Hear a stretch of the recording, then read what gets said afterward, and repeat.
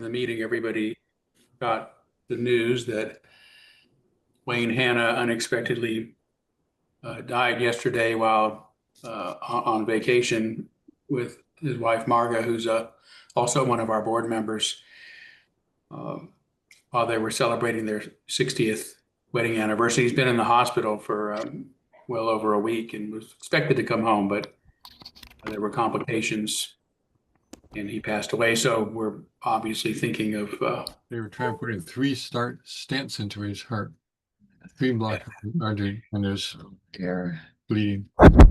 we can mute the. Where is that coming from? Okay. Not sure, but somebody's talking over us. So please make sure you have. Anyway, I wanted to, just say how instrumental. I mean, instrumental isn't even the word. Wayne, he spent his entire career working in organizational development, and so he donated both his time and his wisdom to us to create this strategic plan. And I would say we made progress on it much faster than I would have ever expected, thanks to his expertise and his leadership. He was both a calm presence and a very obviously skilled and intelligent presence. So we would not be where we're at today. We would, even if we had managed to get a strategic plan done in time for our to announce at our summit this year, it would not be the strategic plan that it is. So we will forever be indebted to our friend Wayne Hanna, and find ourselves in some shock this morning. Has already been noted that for somebody who seemingly was getting better and be coming home in a few days, is passed away. So let's just take a moment, if we can, silence on behalf of Wayne.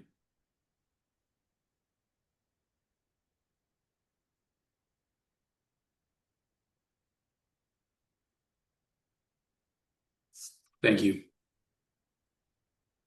Yeah, so we've got about 50 minutes, I think, to talk about this, and just going to kind of fly through, and then other members of our committee are here. But let's start by bringing up the slideshow, if we can. I'm assuming you.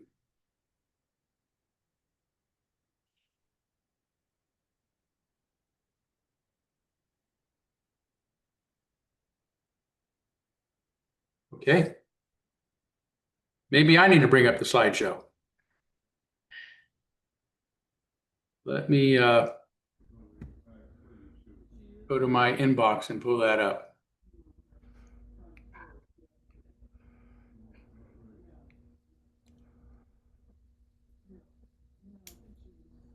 Stephen, do you want to say just a little bit about the process while I'm bringing this up, about the team that we had assembled to work on behalf of the board on this project?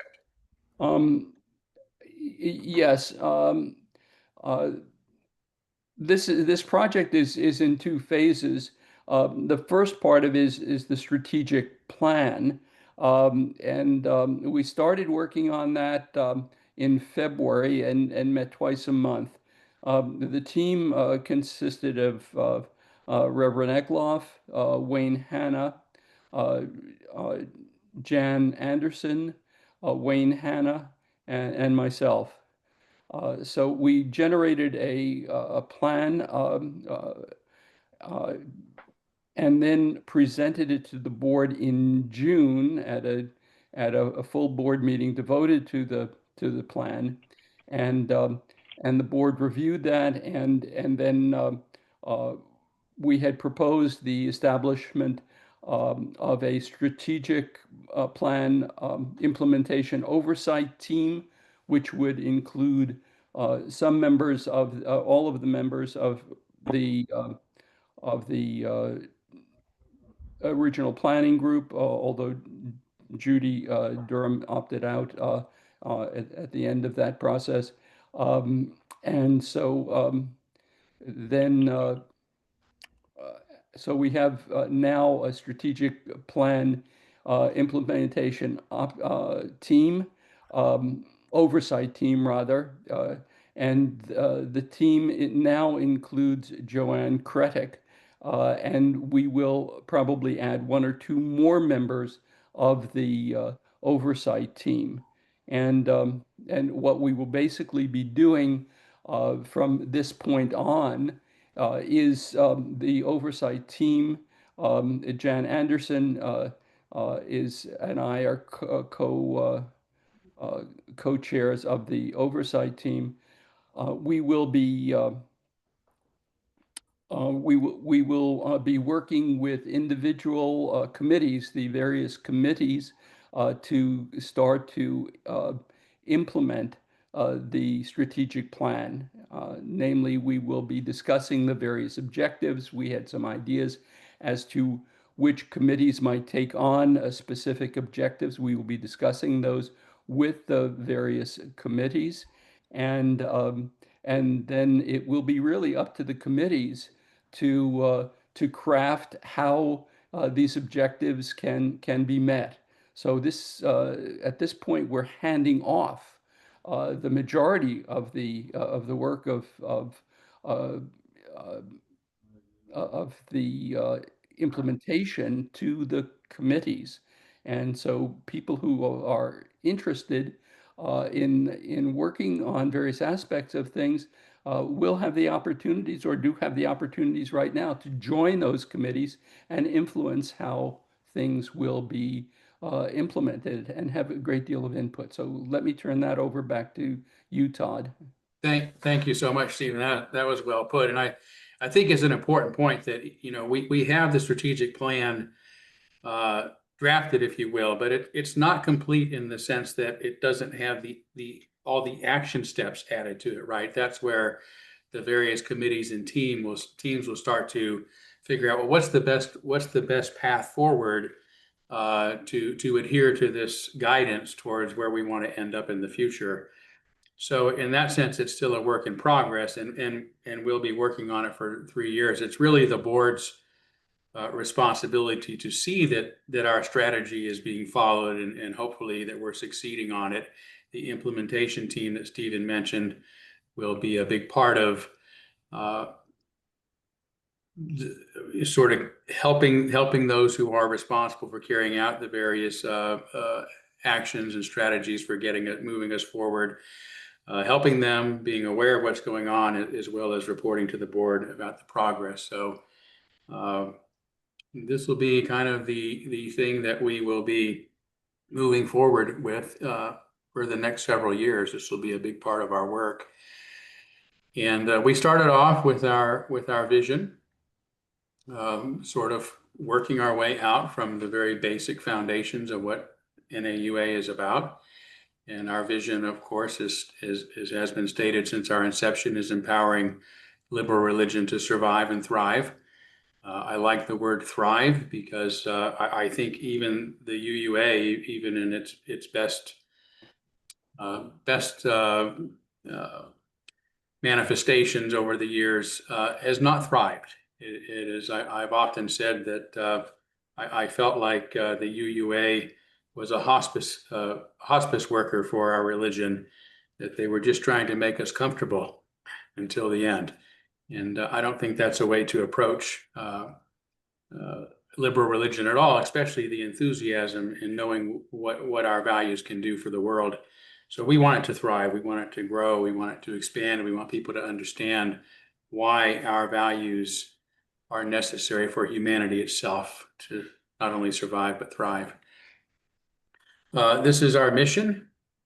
It's on our website as well, so it's easily accessible, but not as easy to remember. The North American Unitarian Association. I'm sorry, Stephen, were you? I don't see that the slides are changing. Oh, really? Okay.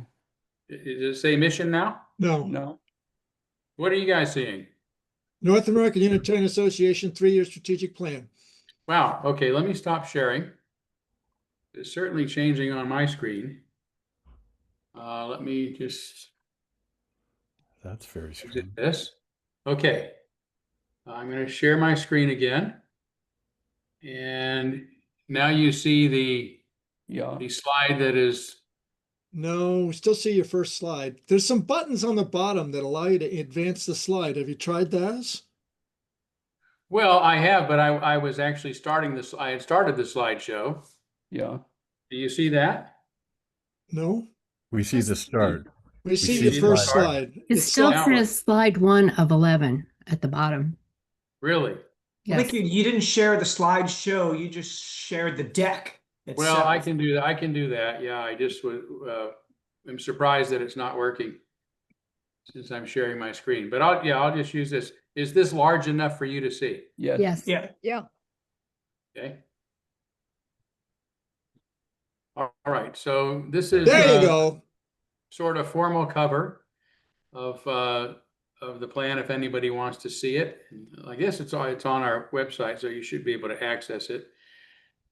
But there's the vision again: empowering liberal religion to survive and thrive. And then we were just getting to the mission, which is NAUA is a member service organization. I'll probably say more about that in my report at our business meeting today. So that's like It is a member service organization dedicated to supporting and promoting the practice of liberal religion by embracing freedom, reason, and tolerance, rooted in our commitment to the inherent worth and dignity of every person and all peoples.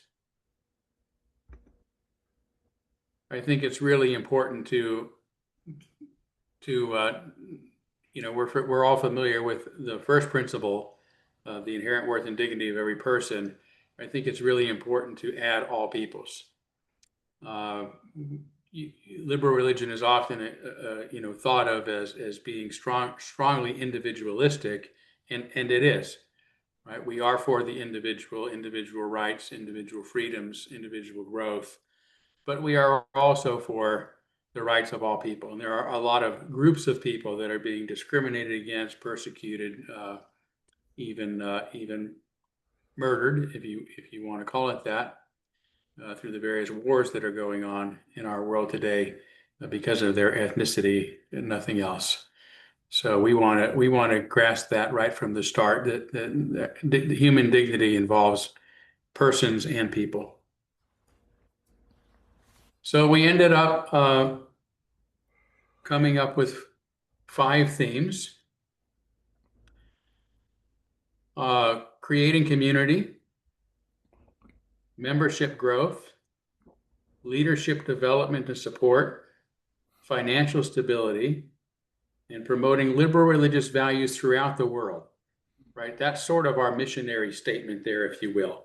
We don't want to be an organization that is staring at our own navel, or even just supporting our own members, but recognizing that our members can only thrive when we are doing something in the larger world for those who are not necessarily part of NAUA. And the other thing I would say about these themes is, you know, having a strategic plan. Up until now, we have really been largely passive in our efforts, right?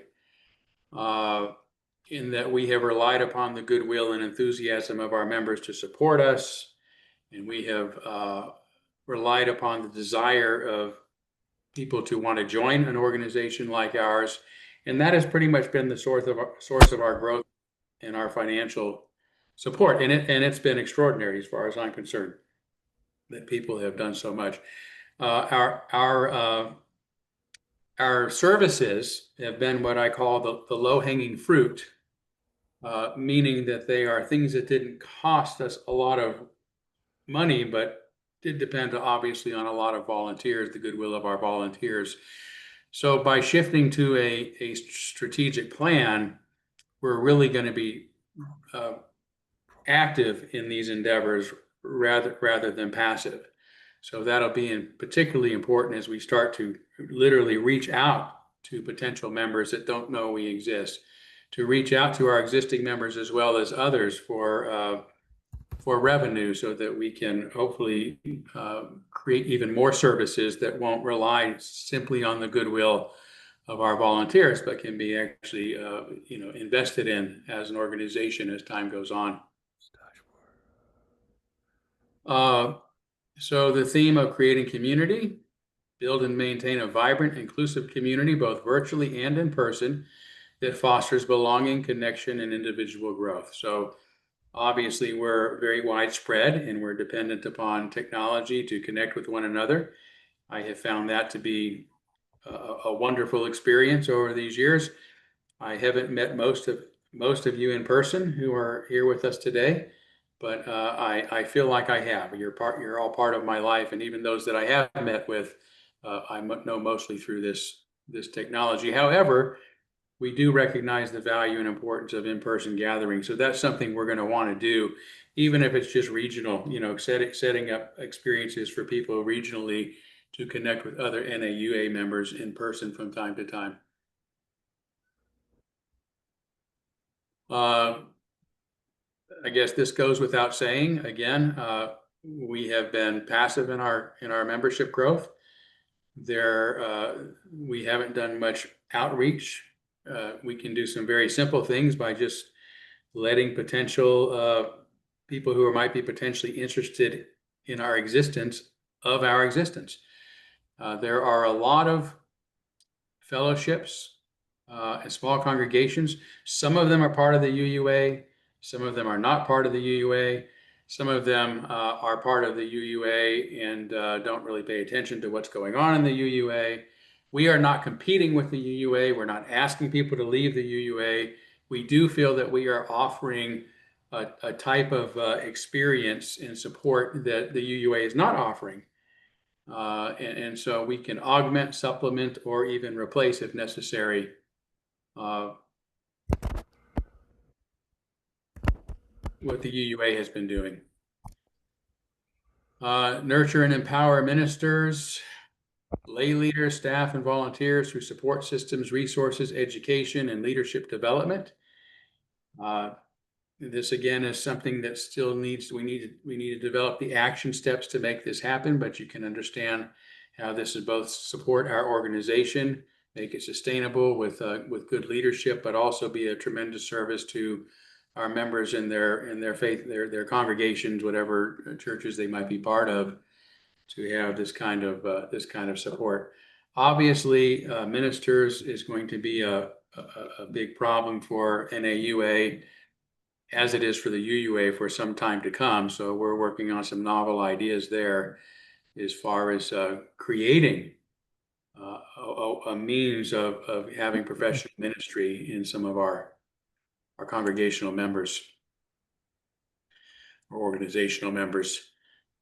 Again, financial stability goes without saying. As a board of trustees, we have a fiduciary responsibility to make sure that we are financially sustainable, we're living within our means, but also that we have a healthy income flow, and we are capable of doing the things that we want to do, including fulfilling the goals of this strategic plan over the next 3 years, creating new services, that sort of thing. So yeah, and long-term financial stability. So that one's pretty self-explanatory. And then we have, again, this one of promoting liberal religious values throughout the world. This is really kind of our missionary statement. It may be last but not least, right? I think that most of us here are here because we believe that we have something to offer to the world.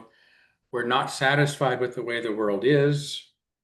And we believe that if we would just respect the freedoms of others, the rights to think what we want, and to, as Reverend Elon said last night, that toleration is the main starting point for us.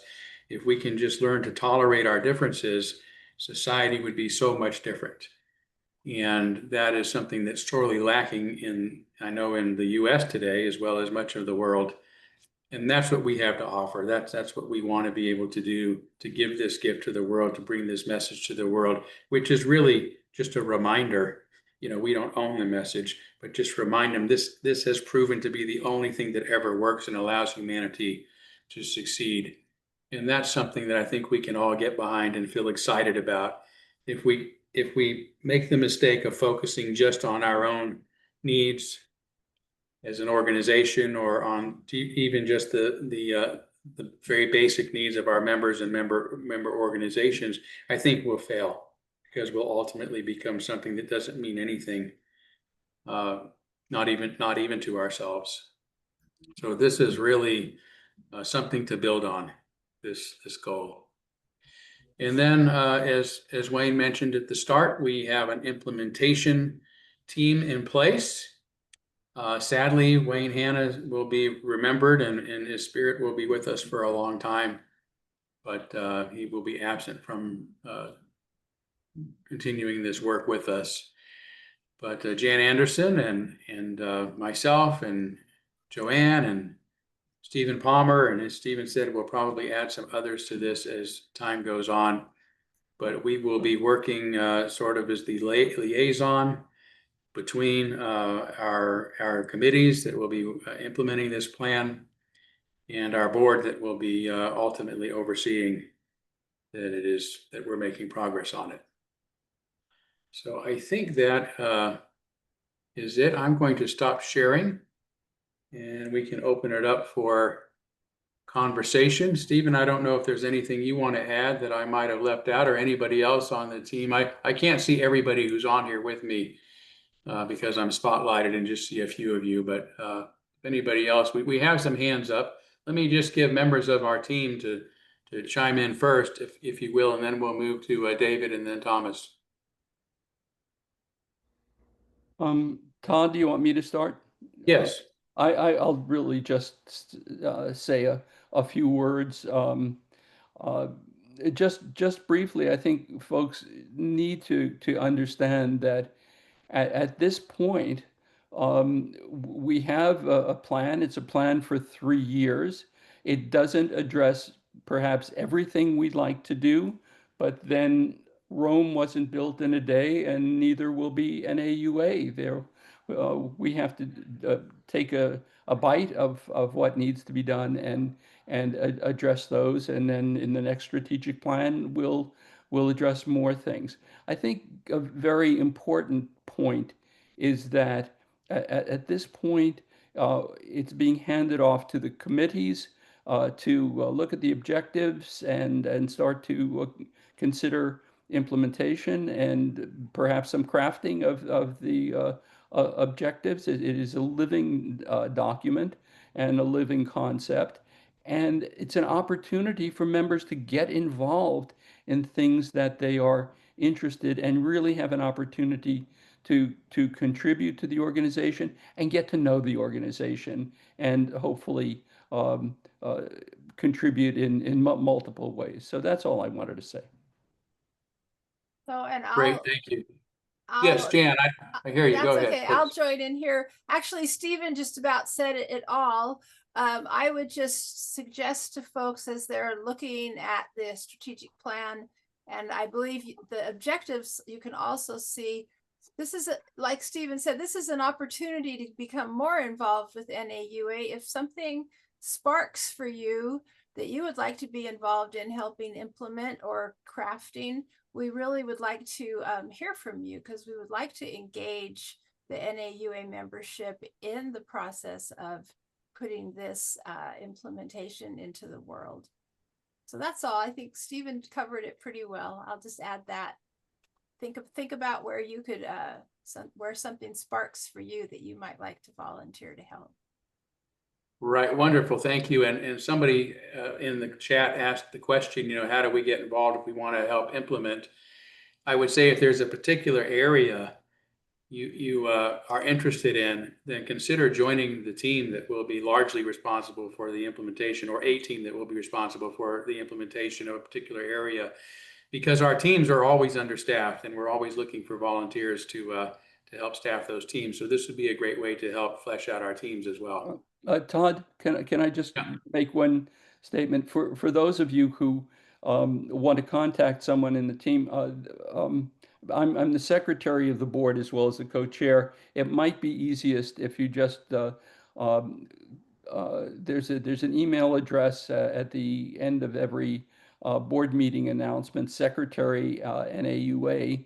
And you can just use that, and I will get that and direct you to the team that you're interested in, or I will share that with Jan, and she will do that. She's done a great deal of work in organizing the various objectives on a team basis. So that's an easy way to communicate to our committee. Great, thank you. And David, welcome. Thank you so much for your patience. Just unmute yourself and go right ahead.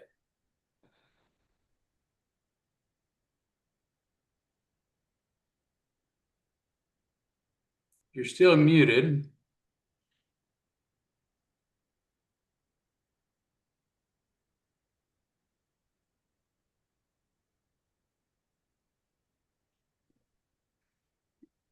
It should be left lower hand corner of the screen. There's a microphone.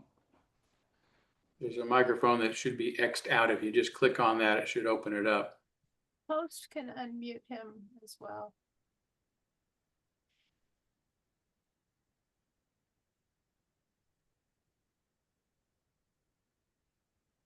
I cannot unmute him. I've been asking him to unmute, but I think he maybe doesn't see the button. Okay, I think we might have lost him altogether. So let's go to Thomas, and hopefully he'll get back on in a minute. So you led right into what I wanted to say, and I appreciate it that Stephen's willing to let people email him. However, I brought this up before at another meeting. There needs to be complete committee information, including the email addresses and chair information on the website. And when I talked about this on Thursday, it wasn't there. There was some talk that they would add it, but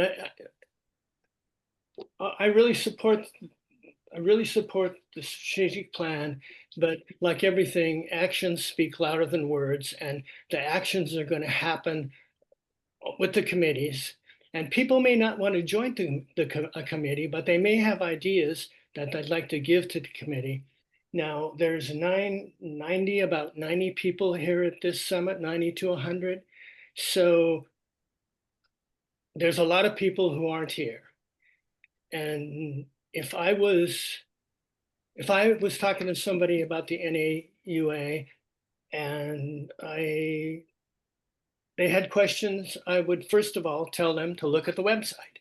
So I think that information needs to be on the website.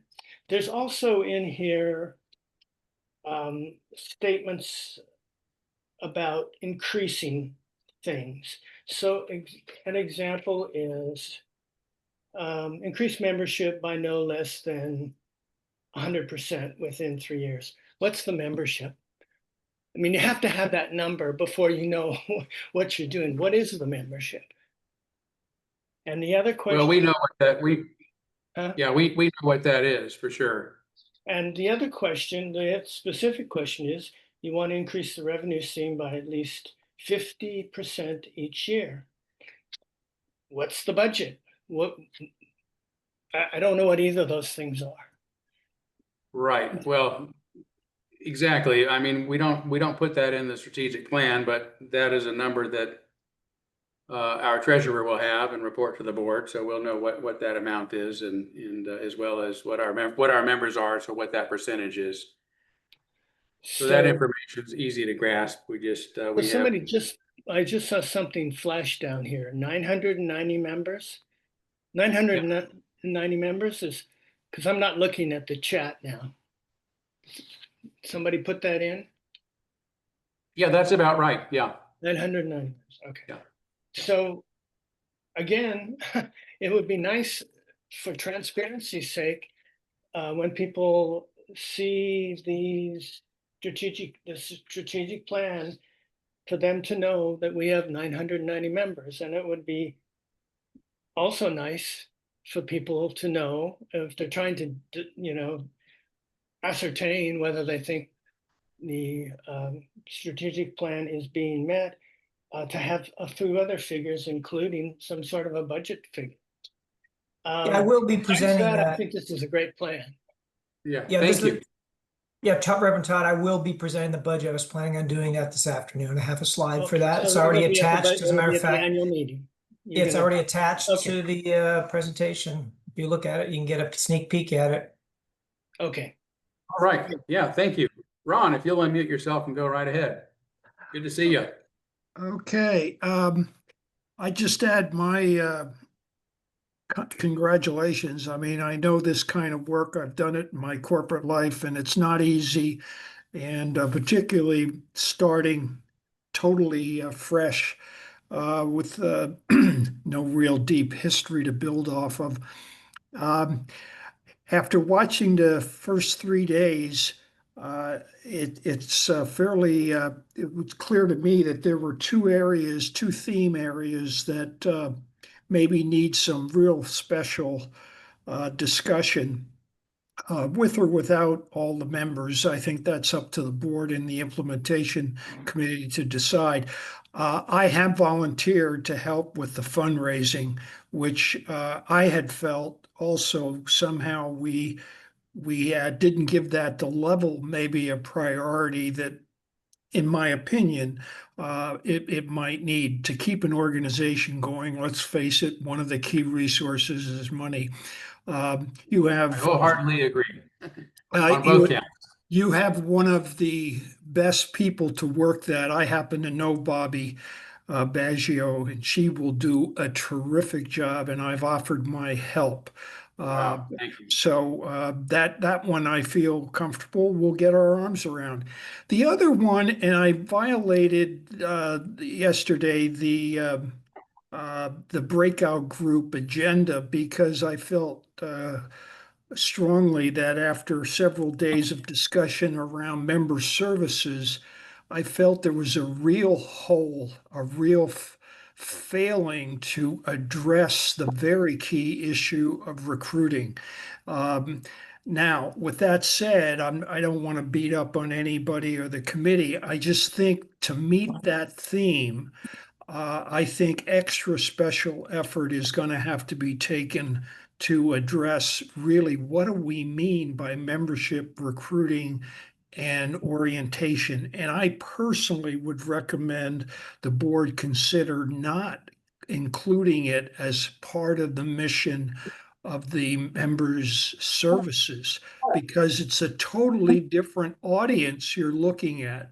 Mixing audiences for something like that, I think really hurts both ends, both the members who are getting services and the other audience that you're trying to address that aren't currently members. So I don't want to take up any more airtime, but I think that needs some real special discussion in order to properly address that theme. Great, thank you. Yeah, and as I said, those we've been remarkably successful, considering we've been almost entirely passive on those both of those areas, but becoming actively engaged in those.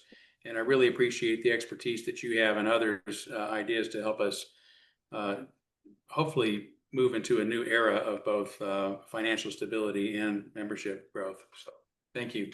David. Yes, thank you for bearing with me. I got a new computer and I'm struggling with it. So I just wanted to mention in this round that a possible income stream might be marketing podcasts that NAUA would produce. As you know, a lot of fellowships are not having ministers, and so the worship team every Sunday has to come up with a service. And what I is pushing for is let's rotate amongst the organizations out there, and that includes BLUU, that includes Drum, that can include UMIAC, and that can include NAUA, as a way to, at least for the part of the service that's the homily or the sermon, that they get that, because we have a speaker's fee of it runs from $300 to $350. So that might be an income stream that would bring money in. Plus, you would also showcase the organization to other UUs. That's it. That's great idea. We're thinking along the same lines as far as needing to get completely outside the box of what it looks like to do ministry in our congregations. For one thing, we simply don't have the professional ministers that we once had throughout liberal religion. And so how do we make the best of the technology that's available to provide those services sort of a la carte, as you're suggesting, over time? And I think that's kind of the direction we're thinking of heading in the coming months and years with what we can do to help make that happen. So let's see. Looks like I don't know if it's Judy or Lori or both, but you're up. So just unmute yourselves. Hello, good to see you both. Hi.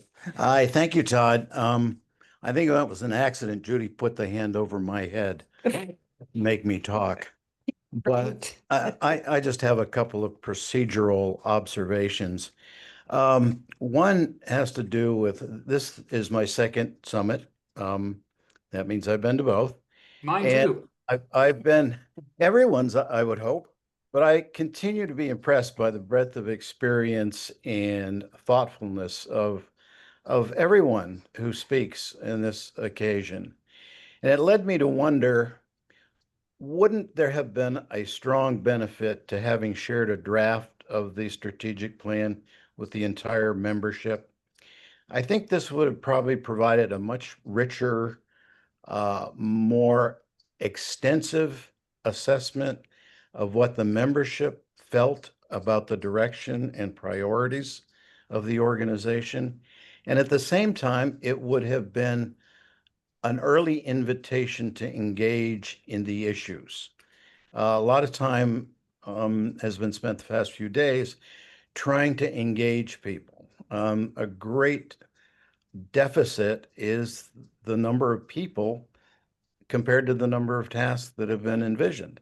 And it seems as though this would have been an excellent opportunity, had this been shared widely prior to going final, to recruit people, stimulate their interest, and invite their ideas. So that's one observation and maybe considered going forward. The second is from the perspective of an old-time federal state bureaucrat, and that has to do with the implementation committee. It appeared to me that it's redundant to what the board's responsibilities are. The board's responsibility, as I understand it, is to set the priorities. And what the plan provides, and it is an extremely extensive list that requires not only financial support, but also the support of individuals on a very large range of tasks. And it seems to me that that is a core responsibility of the board to both identify the priorities, even to the next 3 years, and then make sure or commit or join in the process of recruiting both the people and the financial support to get those. It would be somewhat miraculous if all those themes were to be realized in full in the period allotted. It's got to require some strong priority setting, and that seems to be, to me, and in past experience with nonprofits, what priorities need to be set. So, thank you. Yeah, well, thanks for that, and I'll respond to both. I'll push back just a little if I can, because I would say that the strategic plan is our priority, right? This is how we set our priorities, to have a plan that guides us forward. So that is the board's priority now. We have a strategy for moving forward. We've got 5 areas that we want to prioritize in the coming years that we'll be focusing on. I would also say that, at last year's summit, there was quite an extensive amount of research done as to what our members want out of this organization. That was the basis for which we began strategizing, and really for which we began our year this past year as a board. What I would say is that there are certain there are certain responsibilities members have, and there are certain responsibilities a board have.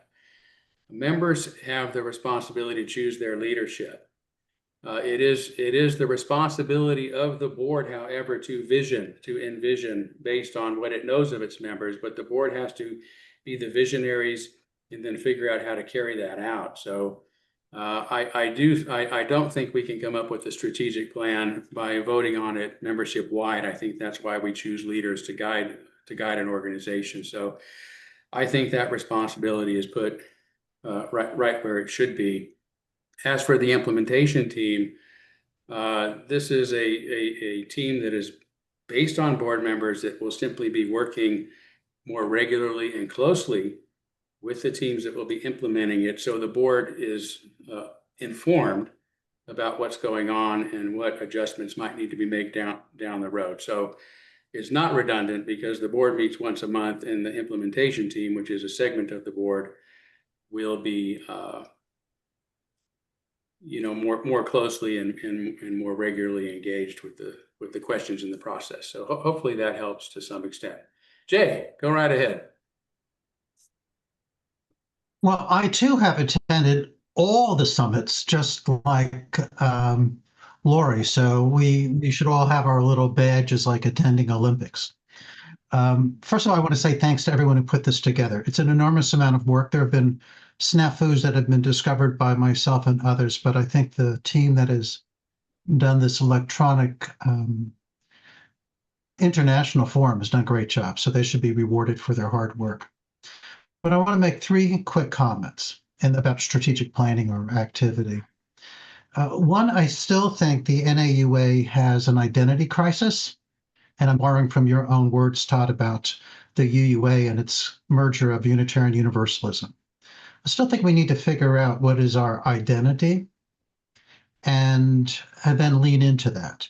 So we're both a member organizations for individuals. It sounds a lot like the Church of the Larger Fellowship, or we're a service organization to congregations. So we're a bit like the UUA. We could be both, it'd be unique, but we need to figure that out. But I point to one statement on our website that still reads that we have neither accepted nor rejected the 7 principles. I think that bifurcation hurts us. And I know your opinion about having people having options, but I think it's okay for an organization to have a preference. So my first comment is work on identity. The second of my 3 comments is that I think we should look at, from the committee, the larger social media landscape, podcasts, videos, etc., that allow the message to seep through in other channels to other people, that enables them to get at least a glimpse of what we're doing. And I volunteered to Judy to volunteer my video editing skills to help with that effort. But I still think there's a lot to do with podcasting and other forums such as that. And with that too, someone mentioned regional speakers or having speakers regionally to go to churches. I'm a worship associate at my own, now member-led, lay-led church. So we get together and we're looking for speakers all the time. It'd be great if there's someone in the South who said, hey, I'll show up and speak and be an advocate for the NAUA. And lastly, I just think we should capture the current moment. And this nation is hurting, looking for someone who says tolerance, reason. There are people who will advocate for that. So I think we should lean into that as well, that there's a hunger, and then market to that hunger. That's what I'm saying. Great, thank you. I do want to keep us aware of the time. We've officially got about 5 minutes left for this session. We can't go much longer than that because we have another session coming up immediately after. So if we're gonna try to get to Lincoln's hand just went down. So Joanne. Okay, so Terry's available. Then Joanne, you'll be our last commenter. Okay, Terry, please go ahead. Good morning. Thanks so much for all you've done. I really have enjoyed this summit, just like the last one I attended. And from a comment by Stephen Palmer yesterday, I think it was, he said, we're having trouble connecting with Unitarian organizations. And I was wondering which heading of the four themes that might go under. And I'd like to hear more about that issue to see how maybe the membership can help. Thank you. Todd, do you want me to respond to that? Yeah, would you please?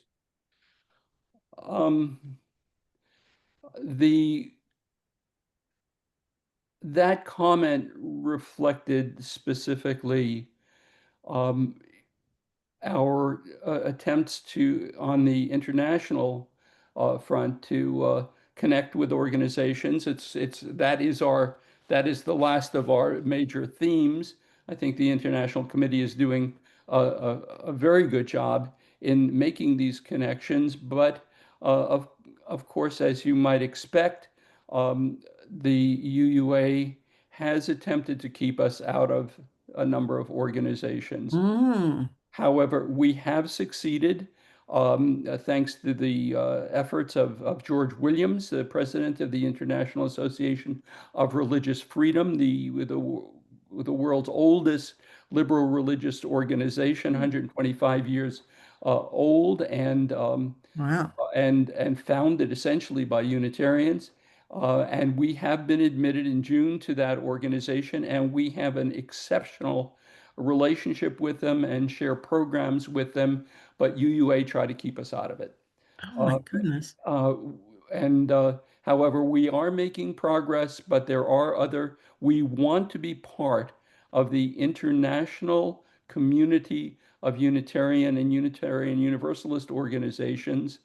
And there is some opposition. So we work at that. We have a wonderful relationship now with the International Convocation of Unitarian Universalist Women, thanks to Gail Sandlin and Marga Hanna, and we are making progress. So I would just leave it at that, and I think we are doing well. But this is the work of the International Committee to reach out to the world and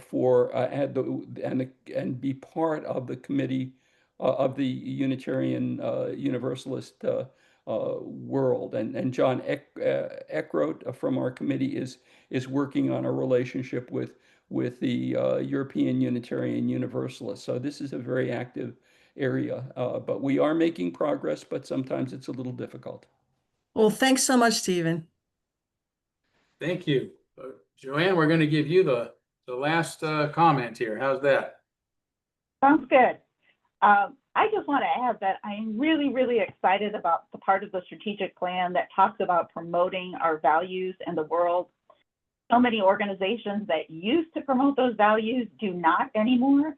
And I'm really hoping that we can come together and maybe do something to recognize those in the world who are embodying these values, maybe join coalitions where we can promote these values, maybe share our labor and our funds with promoting these values, because right now, as you said, we have the whole world sorely needs a return to these values. So I'm really excited about that part, and I'm hoping others are too, and that's one of the areas we can build on in the next couple of years. Thank you, Joanne, and I appreciate all that you've done and have meant to NAUA these past couple of years. So thank you so much. I think we should probably wrap it up there so we can get to our next scheduled event. And yeah, I mean, great feedback, and looking forward to seeing where we go from here. So thank you all so much for joining us this morning. Hi, Todd.